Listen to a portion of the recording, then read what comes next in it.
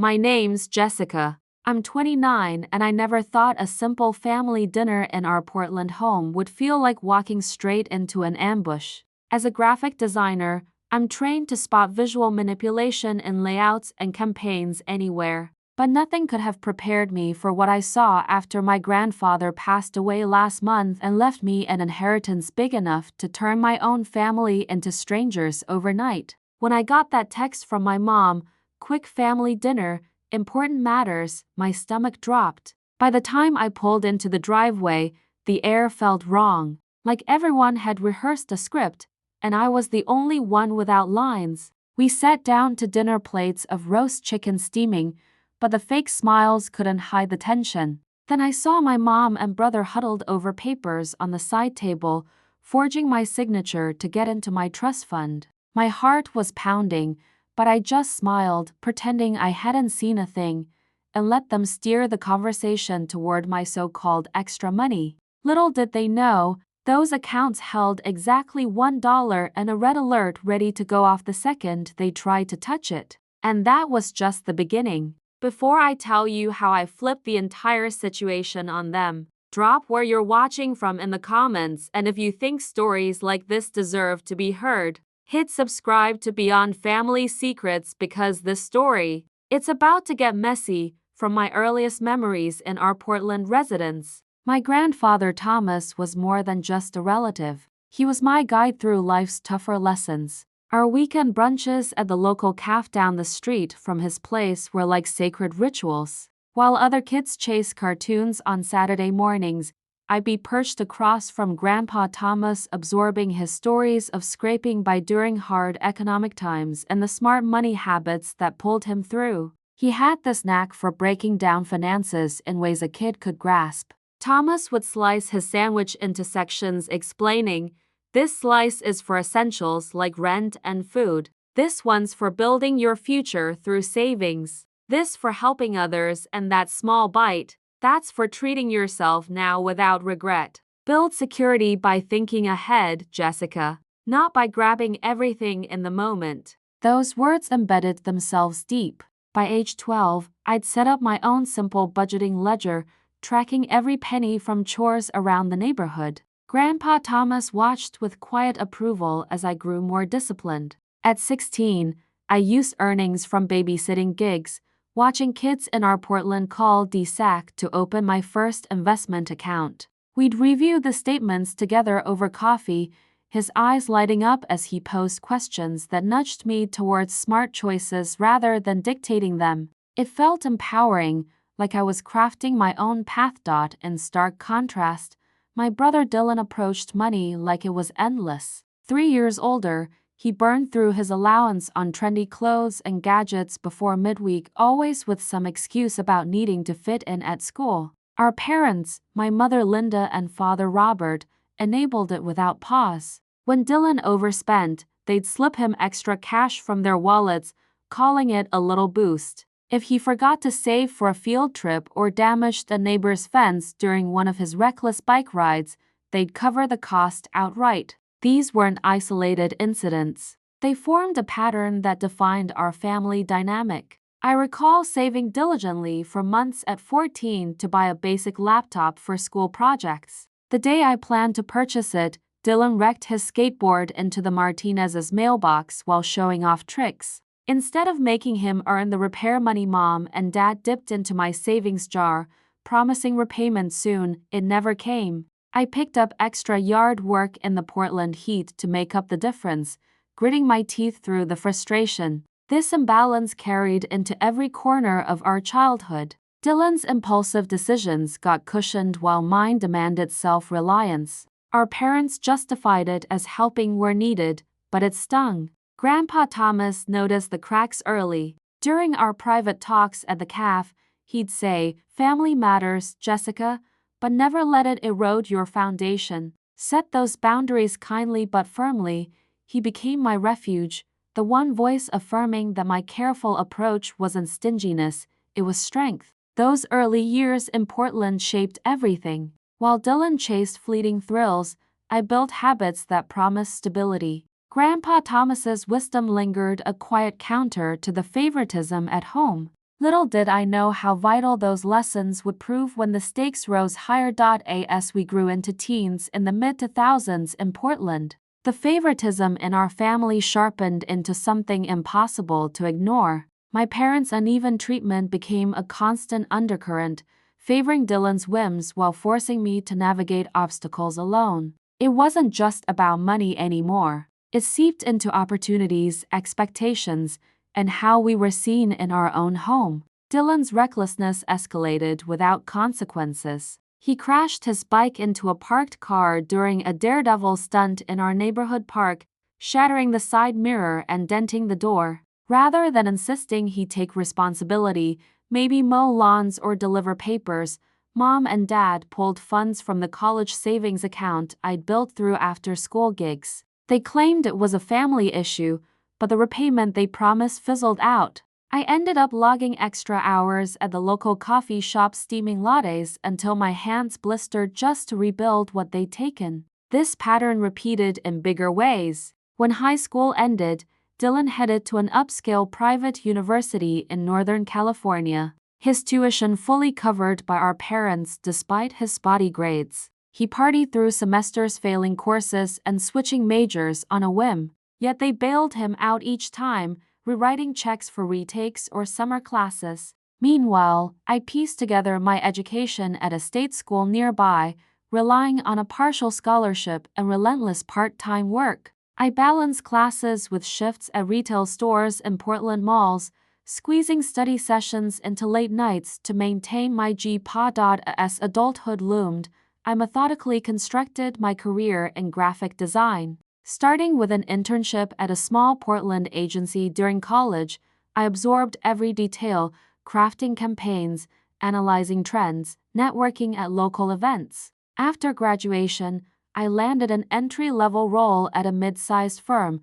grinding through long hours to prove myself. Promotions came slowly but steadily from coordinator to designer, handling client pitches and digital strategies that boosted my portfolio. By my mid-20s, I'd secured a stable position with enough income for a modest apartment in Portland's quieter districts, plus a solid emergency fund. Dylan's path couldn't have been more different. He bounced between jobs like they were temporary hobbies, starting strong in sales or event planning, only to quit after months blaming overbearing managers or stifling environments. One gig at a boutique agency ended when he missed deadlines chasing social events. Another in retail collapsed over attendance issues. Each failure prompted our parents to step in, offering loans or connections to get him back on track. They'd host family dinners where they'd rave about his latest innovative idea, like launching a fashion blog or app.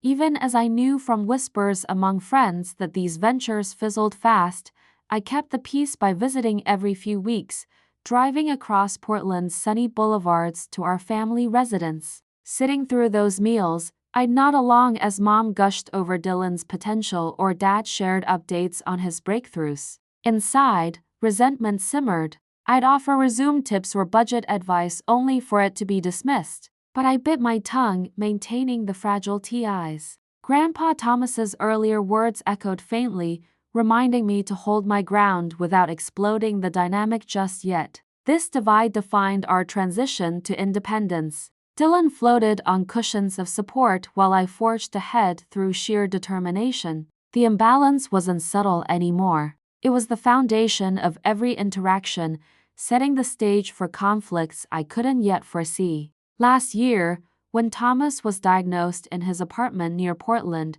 the news hit like a freight train. Stage 4 cancer. The words from the doctor blurred everything else. I felt the world tilt, waves of devastation crashing over me as I processed what it meant. Thomas had always been the steady force in my life, and now he faced months of treatments that promised pain more than hope. I immediately requested leave from my graphic design job, rearranging client meetings and deadlines to prioritize him. Days turned into a routine of hospital drives along Portland's tree-lined streets, sitting through chemo sessions where I'd hold his hand, fetch water, or read from his favorite thriller novels to distract from the nausea. Those 6 months were exhausting, endless appointments at the medical center, coordinating with nurses for pain management and handling his daily needs. Back at the apartment, I'd stay late into the night fielding calls from work while he rested, ensuring he had comfort items like soft blankets or his preferred herbal tea. Thomas remained sharp despite the fatigue, cracking jokes about hospital food or sharing forgotten family anecdotes to keep spirits up. I treasured those moments knowing time was slipping away. Dylan's involvement stood in sharp relief. He visited only twice during the entire ordeal, brief stops that felt more obligatory than genuine. The first time he breezed in with takeout from a trendy Portland spot, chatting superficially about his day before steering the conversation to his latest scheme, a subscription box service for fitness products. He casually asked Thomas for seed money, framing it as a sure-thing investment. Thomas politely declined, his eyes flicking to me with a knowing glance. The second visit followed a similar script, small talk laced with hints about needing funds to expand his network. Dylan left early both times, citing work commitments that I suspected were excuses. As Thomas's condition worsened, he pulled me aside one quiet afternoon in his apartment, his voice steady despite the oxygen tube. "Jessica, we need to handle something private," he said, directing me to contact his attorney, Mr. Reynolds. I dialed his number from his phone, putting it on speaker as he dozed nearby. Mr. Reynolds, warm yet professional, greeted us and confirmed he'd been expecting the call. With Thomas awake and alert, he instructed changes to his estate plans, emphasizing secrecy. We worked swiftly over the following weeks. Mr. Reynolds drafted an irrevocable trust, naming me as the sole beneficiary. To ensure everything went smoothly, Thomas involved my Aunt Patricia, his sister, who witnessed the documents and helped verify his sound mind through medical affidavit. Aunt Patricia, always the practical one in family matters, coordinated notary visits to the apartment and reviewed the terms with us. The trust transferred all major assets, his savings accounts, investment portfolios, and even the apartment deed out of his direct estate before probate could touch them. Thomas explained his reasoning during a lucid evening as we sat by his window overlooking Portland's evening lights. "I love your mother and father, but they've enabled Dylan for to long loans for his failed ideas, excuses for his choices. It's my fault for not intervening sooner when they were raising you two. This trust protects what I've built from being drained away." The provisions were ironclad, funds earmarked for my housing, education if needed, and future stability, with explicit clauses barring any distributions to family members without Mr. Reynolds' co-trustee approval. Aunt Patricia nodded in agreement, sharing stories of past times she'd seen the enabling firsthand. Guilt tugged at me initially. Keeping this from Linda and Robert felt deceptive, but Thomas's stories of their repeated requests for bailouts over the years reinforced the necessity. As his health declined, finalizing the trust brought him peace. "Now I can rest without worry," he whispered one night. The secrecy held shielding his legacy from the patterns that had long skewed our family, and now, as I'm sitting at that dinner table watching my family plot against me, I want to remind you that if this story resonates with you, subscribe to Beyond Family Secrets, where we share real stories about family dynamics that nobody talks about. 3 weeks after the funeral back in Portland, a terse text from my father Robert lit up my phone. "Family dinner at the residence Friday p.m. Important financial discussion." The formalities struck me as odd. Our gatherings were usually spontaneous barbecues or holiday chaos, not scheduled talks. Still grieving Thomas's loss, I felt a knot form in my stomach, suspecting this wasn't just about settling his affairs. The drive to our family residence that evening gave me time to replay the message. Portland's familiar boulevards lined with manicured lawns and upscale shops did little to ease the unease. Pulling into the driveway, I spotted Dylan's gleaming luxury SUV parked crookedly, its polished chrome rims and custom plates screaming expense for someone always claiming tight finances. My practical sedan looked modest beside it, a visual echo of our lifelong differences. Mom opened the door with an overly bright smile, her embrace lingering a second too long. "Darling, your here come dinner's almost ready." The scent of her signature roast chicken wafted through a dish she reserved for softening blows or extracting favors. Dad greeted me with a stiff nod instead of his usual pat on the back, his tone clipped. "Good to see you, Jessica." Dylan's already in the living room, the atmosphere hummed with unspoken agendas, the air thick enough to slice. We settled into small talk around the coffee table, weather updates, neighborhood news, but it felt forced. Dylan lounged on the couch, scrolling his phone, barely glancing up. "Hey sis," he mumbled, his wrist flashing a designer watch that I mentally priced at several thousand. For all his complaints about job instability, he never lacked for high-end accessories. Mom bustled with appetizers, her hands fidgety as she arranged a platter of artisanal cheeses we'd never seen at casual meals. Dad checked his watch repeatedly, avoiding eye contact. Helping Mom carry drinks from the kitchen, I caught sight of a stack of papers on the dining table, legal forms with trust fund headers visible. Before she could shuffle a napkin over them, I glimpsed my name and forged script, the signature a clumsy imitation of mine. My pulse quickened, but I kept my expression neutral, piecing together their intent to redirect Thomas's assets without my knowledge. Excusing myself to the bathroom for a moment, I detoured quietly to Dad's home office down the hall. The door stood ajar, of voices murmuring from the living room. On his desk lay a folder labeled Dylan's finances in his neat handwriting. Flipping it open, my suspicions solidified. Records of past bailouts exceeding $120,000 over 5 years, all unpaid. Screenshots from Dylan's social media showed extravagant trips to Miami and Paris timed with his business slumps. Most revealing was an email from his ex-girlfriend, Amanda, dated months earlier, alerting my parents to his chronic overspending on luxury items and urging intervention. They dismissed it entirely. I snapped quick photos with my phone, capturing every damning page, then slipped the folder back as footsteps approached. Mom appeared in the doorway, her brow furrowed. "What are you doing here?" I feigned nostalgia, pointing to old photos on the shelf. "Just reminiscing about Thomas." Her tension eased slightly and she guided me back without pressing further. In my old bedroom now, a guest space, I whispered a call to my best friend, Rachel, who'd known our family quirks since college. "You won't believe this," I hissed, outlining the forged documents and folder revelations. Rachel's outrage mirrored my own. "They're plotting to hijack your inheritance for Dylan's messes after all the favoritism you've endured."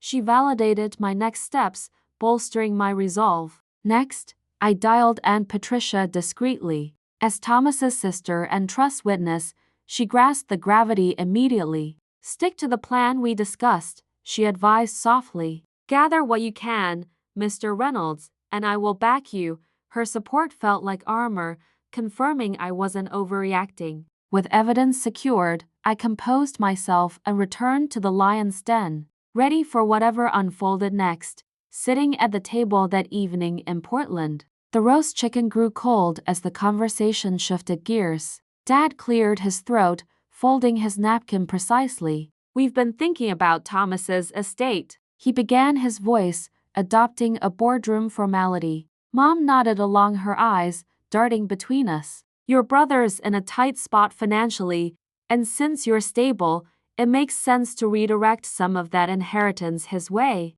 The words landed like a slap. They weren't asking. They were declaring my funds as the solution to Dylan's problems. I kept my composure honed from client negotiations and probed gently. "What kind of spot business ventures gone south?" Dylan shifted uncomfortably, avoiding my gaze. Mom jumped in. "The market's tough for creative types like him. He needs a reset." I leaned forward, voice steady. "Let's talk specifics. How much are we discussing?" Dad didn't hesitate. "Around $280,000. It'll clear his debts and give him a fresh start." The numbers stunned me, likely the bulk of what Thomas had safeguarded, but I played along gathering intel. "And these debts from what failed projects?"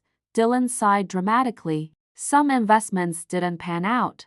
Creditors are pressing. I pressed further, mentioning snippets from Amanda without naming her outright. I heard through family that your last online store was thriving before it shut down. What changed? Mom and Dad exchanged glances while Dylan toyed with his fork. Complications arose, Dad said vaguely. Not satisfied, I delved deeper. Complications like a luxury condo down payment, that high-end car in the driveway, or those vacations to exotic spots. Because from what I've gathered, this isn't just business, it's lifestyle overspending. Dylan's face flushed. Who told you that, Amanda? That bitter ex doesn't know anything. His lip confirmed the email's validity, but I held back, letting them unravel. As tension peaked, Dad stared back. The point is, family supports each other. You're doing well, apartment. Steady job. Dylan needs this more. The entitlement boiled my blood, but I revealed my hand calmly. You mean by forging my signature on those trust documents I saw earlier, redirecting funds without asking? The room froze. Mom's fork clattered. What are you talking about? I met her eyes. The papers on the dining table. My name but not my writing. That's fraud. Dylan snapped. You're paranoid. We were just exploring options. Dad tried smoothing. It's for the greater good. Sign off and it'll be straightforward. That's when my phone buzzed an alert from the banking app tied to the trust. Unauthorized access attempt detected. It read with a red fraud warning flashing. Mr. Reynolds had set it up as a safeguard, notifying me and potentially authorities under Oregon law if escalated. I held up the screen. See this red alert triggered? Banks flag forgeries fast could lead to police involvement for identity theft. Panic erupted. Mom gasped. Turn that off. Dylan lunged for my phone, but I pulled back. Dad's face paled. This is a misunderstanding. Delete it. I stood firm. No, Thomas transferred everything into an irrevocable trust months ago. The estate you're eyeing. Empty shell. Assets safe. Untouchable. Dylan exploded. You're selfish. Hoarding what Grandpa left while I struggle. Mom teared up. How could you do this to us? Dad accused. Thomas always favored you. Now you're twisting his wishes. Their insults flew, labeling me ungrateful, heartless. But with photos of their bailout records and Amanda's email as backup, I countered each denial. This isn't favoritism. It's protection from your enabling. Amanda mentioned your patterns too. The accusations peaked, but I refused to yield evidence shielding me like armor. Their plan crumbled under the weight of exposure, the red alert, a silent testament to Thomas's foresight. In that charged moment, the family facade shattered irreparably.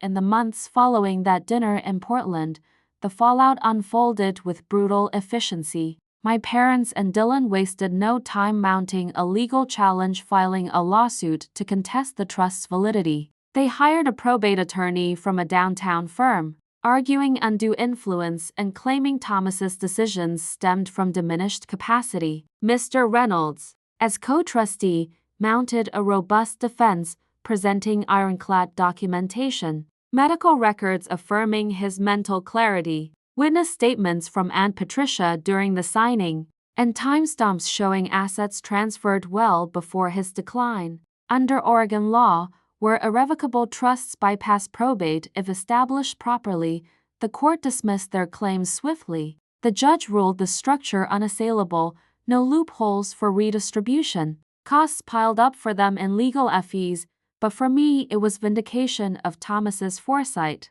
With the suit crumbling, their financial house of cards toppled next. Dylan's debts racked up through unchecked spending on high-rent condos, leased sports cars, and lavish getaways had long been co-signed by Mom and Dad. When creditors intensified collections, the weight proved crushing. They filed for Chapter 7 bankruptcy, the liquidation route common in Oregon for overwhelming unsecured obligations. Assets liquidated included their prized Portland residence sold at auction to satisfy liens. The process stripped them of equity built over decades, forcing a downgrade to a cramped rental in a less desirable suburb. Credit scores plummeted into the abyss. Dad's one solid rating now barred him from basic loans, while Mom's attempts at refinancing personal cards failed repeatedly. Dylan's luxury vehicle got repossessed mid-process, his watch and designer bags pawned to scrape by. The bankruptcy discharge came after rigorous trustee scrutiny,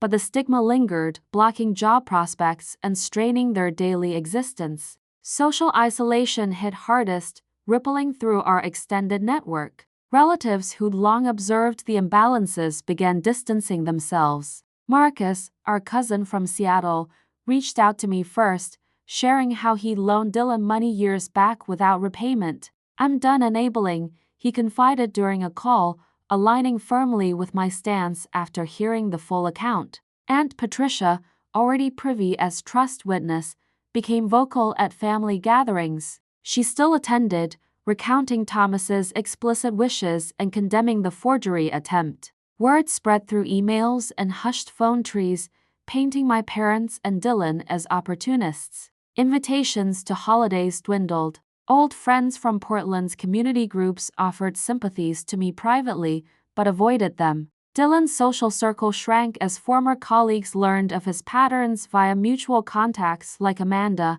who quietly confirmed the overspending tales. The family unit, once a facade of unity, fractured publicly, leaving them shunned in circles they'd once dominated. Through it all, I enforced total separation. Their initial barrage of guilt-laced texts. "Your brother's devastated. Dad's health is suffering from the stress," went unanswered, each one blocked after a quick read. Calls from unfamiliar numbers, likely burners to bypass filters, rang straight to voicemail, deleted unheard. No olive branch extended from my side. Attempts at reconciliation, like Mom's tearful message, begging for family healing, met silence. I changed my number entirely after persistent voicemails routing communications through Mr. Reynolds for any lingering estate matters. Therapy sessions helped steel my resolve, reinforcing that no contact protected my peace. Ignoring their pleas wasn't cruelty.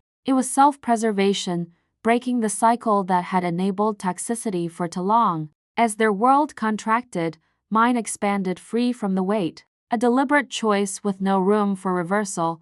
A year later, settled in my own life in Portland, I channeled the inheritance into something meaningful, the Thomas Financial Empowerment Foundation. Drawing from a portion of the trust funds, I established this nonprofit to honor his teachings, focusing on programs for young adults navigating money and relationships. We developed curricula blending practical tools like budgeting apps and investment basics with modules on spotting manipulations such as emotional guilt trips or unequal family dynamics. Workshops in local Portland community centers drew participants eager to learn how to assert financial autonomy without isolation. Each session featured real-world scenarios, role-playing boundary setting during inheritance talks, or analyzing red flags in shared expenses.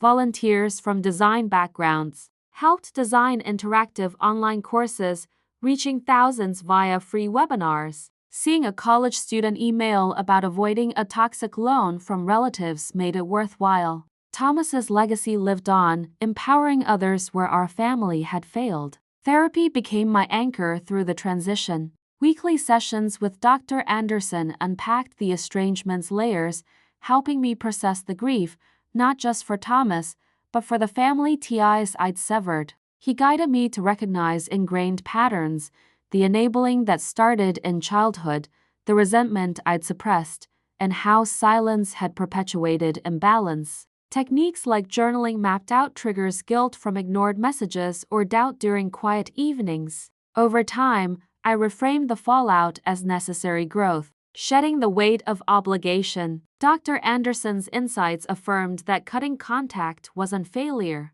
but a step toward health, equipping me to build forward without looking back. My chosen family filled the void organically. Rachel, steadfast since our college days, became more than a friend. She cleared weekends for walks along Portland's trails, listening as I vented lingering anger. Her validation echoed Thomas's wisdom, reminding me that support thrives on equality. Aunt Patricia stepped up too, hosting quiet dinners where we'd share laughs over old photos. Her presence a bridge to positive roots without the old toxicity. No blood obligation defined these bonds. They grew from mutual care, like when she connected me to foundation donors, or Rachel brainstormed curriculum ideas late into the night. This network helped navigate grief's quieter waves, sudden memories in grocery aisles, or empty holidays, turning solitude into strength. The experiences distilled into core lessons I carry daily. Setting boundaries isn't selfish. It's essential for preserving well-being amid pressures that demand sacrifice. My self-worth stems from integrity, not from yielding to others' demands or measuring value by what I provide. Financial independence protects peace, creating a buffer against exploitation and fostering true security and family. It's defined by mutual respect, not shared DNA connections that uplift rather than drain. Thomas's final gift wasn't just assets. It was the clarity to choose relationships wisely. If you've made it this far in the story, I hope it reminded you that protecting yourself isn't betrayal, it's survival. Subscribe to Beyond Family Secrets for more real stories that challenge what family should mean. To anyone facing similar strains, know that prioritizing yourself breaks cycles, paving paths to authentic fulfillment.